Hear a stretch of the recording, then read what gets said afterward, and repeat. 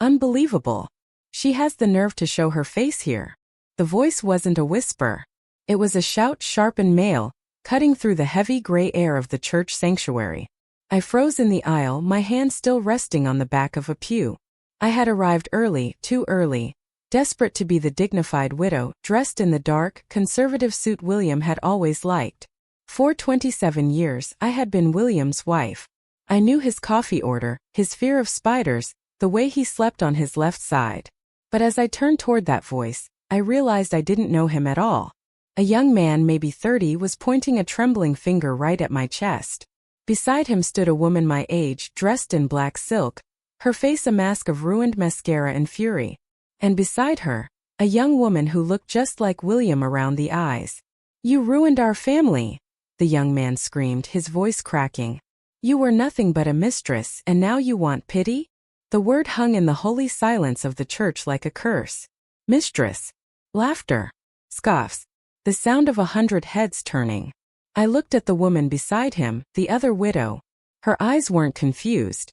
They were old with pain. She knew who I was. She had known for years. And I?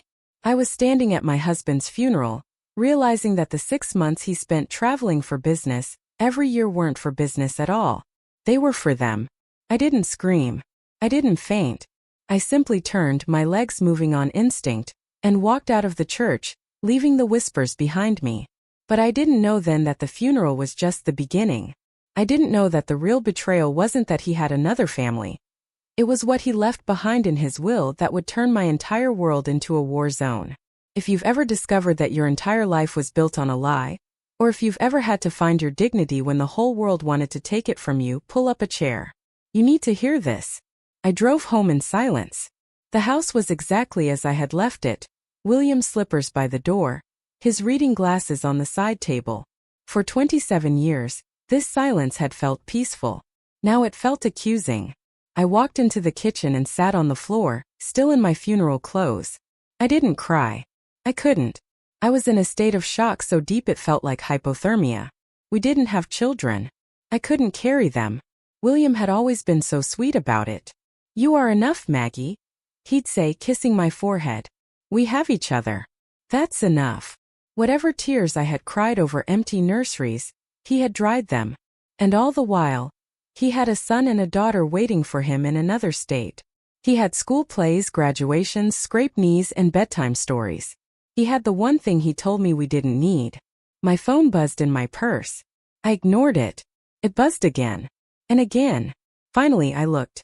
It was a text from a neighbor I had known for a decade. I saw what happened. "I can't believe you do that to his real family. Please don't come to book club on Thursday." Real family. The words carved through me. By evening, the internet had done its work. Someone had posted a photo of me leaving the church, head bowed. The comments were a landslide of hate. Gold digger. Home wrecker. She probably knew the whole time and just wanted the check. I turned off the phone. I made a cup of tea I couldn't drink. I sat in the dark and waited for the grief to hit, but grief didn't come. Paranoia did. Was the grocery clerk looking at me differently yesterday? Did the bank teller know? Had I been the joke of the town for 20 years and just been too stupid to notice? I barely slept for the next 3 days. I waited for the lawyers. I knew there would be lawyers. William was meticulous. He would have left everything to his children, his real children. I expected a letter telling me I had 30 days to vacate the house. I started mentally packing boxes. I looked up one-bedroom apartments in the next town over. I was ready to disappear. But the summons that came wasn't an eviction notice. It was an invitation to the reading of the will. The lawyer's office smelled of lemon polish and old paper. I walked in 5 minutes late on purpose, keeping my head down. They were there. The other wife, Helena, I learned her name was. The son, whose name was Mark. The daughter, Sarah. They sat on one side of the mahogany table like a wall of stone. They didn't look at me. The lawyer, Mr. Henderson, looked uncomfortable. He shuffled papers, cleared his throat, and began to read. "To my wife, Helena," he began. My stomach dropped. Wife. Legally, they were married. I was the girlfriend. The long-term mistake. I leave the property in New Jersey, the vacation cabin in Vermont, and the contents of the primary checking account. Helena didn't blink. To my children Mark and Sarah, I leave the trust funds established in 1998 to be accessed immediately. I gripped my purse. Okay, I thought. Here it comes. The part where I get nothing. And to Margaret Turner, the lawyer read, his voice steadying. The room went tight. I leave the remainder of the estate, including but not limited to, the marital home in Connecticut, the entire investment portfolio, the vintage car collection, and the life insurance policy ending in 459. Silence. Absolute suffocating silence. Then Mark stood up so fast his chair tipped over. That's a lie. Sit down, son, Mr. Henderson said calmly. No. She manipulated him. She must have. Why would he leave her the millions and us? The scraps. Millions? My head snapped up. I looked at the lawyer. I didn't know there were millions, I whispered. Liar. Sarah hissed, finally looking at me. Her eyes were red-rimmed and hateful. You played the long game, didn't you? You waited for him to get sick. You whispered poison in his ear, and you stole our father's legacy. I didn't know, I said, my voice trembling. He clipped coupons. We drove a 10-year-old sedan. I didn't know. Get out, Helena said. Her voice wasn't loud, but it was terrifying. Just get out before I do something I regret. I ran. I didn't walk this time. I ran to my car, locked the doors, and sat there shaking until the windows fogged up. Why, William? Why did you do this? If he loved them, and he must have to keep them a secret for so long, why leave the fortune to me? Was it guilt? Was it an apology for the barren years? Or was it one final cruel joke to make sure the two women in his life would tear each other apart after he was gone? The next weeks were a blur of misery. I was rich, apparently. The accounts were transferred. The numbers were staggering. But I felt dirty. I tried to go to the grocery store, and I saw the whispers. A woman I'd known for years turned her cart around in the produce aisle to avoid me. Then the vandalism started. I woke up one Tuesday to find my garage door spray-painted in bright red Thief. I stared at it, coffee cup in hand, standing in my bathrobe on the driveway. I should have called the police. I should have been afraid. But as I looked at that angry, dripping red paint, something inside me snapped. Not into madness, but into clarity. I went into the garage. I found a bucket of white paint and a roller. And right there, in front of the cars slowing down to gawk, I painted over it. Stroke by stroke. Up and down. I was done being the victim. I was done being the other woman. I was Margaret. I was a good person. I had loved a man who lied to me, but that didn't make me a liar. That afternoon, I called Mr. Henderson. I want to set up a meeting, I said. With Helena. She won't see you, Margaret. They're preparing a lawsuit to contest the will. Tell her, I said firmly, that if she meets me, she might not need a lawsuit. She agreed to meet at a diner halfway between our towns. Neutral ground.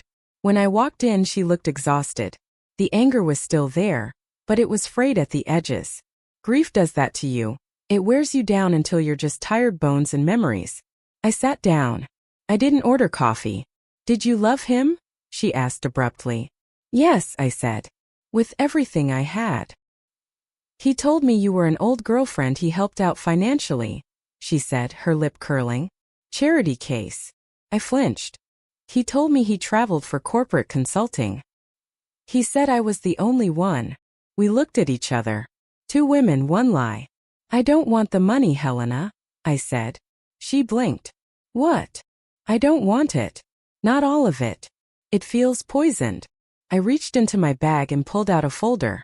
I've had my lawyer draw up a proposal. I'm keeping this house because it's my home. I'm keeping enough for a quiet retirement. The rest, the investments, the stocks, the insurance, I want to sign it over to you and the children. She stared at the folder, then at me. Why? You won. You have it all. Because, I said, leaning forward, I lost my husband, but I didn't lose my soul. I know what it's like to want a family, Helena. I couldn't give him children. You did. That money belongs to them. She reached out and took the folder. Her hand brushed mine. Her skin was cold. He was a coward, she whispered. Leaving it to you. He wanted to force us to deal with this because he couldn't. Maybe, I said. Or maybe he just made a mess and left us to clean it up. She looked at me then, really looked at me. And for the first time I didn't see hate. I saw a mirror. "I'm sorry about the garage door," she said softly. "It was Mark. He's hurting." "I know," I said. I painted over it. We didn't hug. We didn't become best friends over pancakes. But we left that diner with a ceasefire. The transfer of assets took months. In that time I started to rebuild. I sold the big house, too many ghosts in the hallways. I bought a small cottage with a wraparound porch in a town where nobody knew my name. I planted hydrangeas. I adopted a dog, a golden retriever mix named Buster who had a goofy smile and snored when he slept. I thought that was the end of the story. The quiet widow with her garden and her dog. But life has a funny way of circling back. 2 years later, just before Christmas, I received a letter. The handwriting was unfamiliar, but the return address made my heart stop. It was from Sarah, William's daughter. My hand shook as I opened it. A photograph fell out. It was a picture of a baby boy, brand new, red-faced and squalling. "Dear Margaret, Mom told me what you did. I spent a long time hating you. It was easier to hate you than to hate Dad. But the money you gave back. It paid for my student loans. It paid for Mark's rehab. He was in a bad place after the funeral. This is Leo, my son. He was born last week. When I looked at him, I thought about family. I thought about how complicated it is. Mom says you're a good woman. I think maybe she's right. Merry Christmas." I sat on my porch, the cold winter air biting my cheeks, and I cried. Not the heavy, drowning tears of the funeral, but soft, healing tears. I wrote back. Just a card. "He's beautiful." A few months later, Helena called. It was awkward at first, talking about the weather, the garden. But we kept talking. We found we had things in common. We both loved Agatha Christie novels, we both hated cilantro, and we both had survived William. Then came the invitation. "Sarah is hosting Thanksgiving this year," Helena said over the phone. She asked if you'd like to come. She said Leo needs an honorary aunt. I almost said no. Fear seized me. Walk into a room full of the family that once screamed at me in a church? But then I looked at Buster sleeping at my feet. I looked at my empty, quiet cottage. I had peace, yes. But did I have joy? "I'll bring the cranberry sauce," I said. Pulling into that driveway was the hardest thing I've ever done. But when I walked in, the air didn't feel heavy. It smelled like turkey and sage. Mark was there. He looked older, sober, steady. He nodded at me. It wasn't a hug, but it was respect. And then Sarah placed a heavy, warm baby in my arms. "Hi, Aunt Maggie," she said. I looked down at that baby, at his dark eyes so much like William's, but without the secrets. I realized then that William's betrayal had broken my life, yes. But in the breaking, it had cracked me open. It had forced me to leave a marriage that was a lie and find a truth that was messy, and hard and beautiful. I never had children of my own. I never got to be a mother. But as I sat there, rocking that baby while Helena poured me a glass of wine and Mark asked me about my garden, I knew I wasn't alone. I had been the mistress, the widow, the villain, the victim.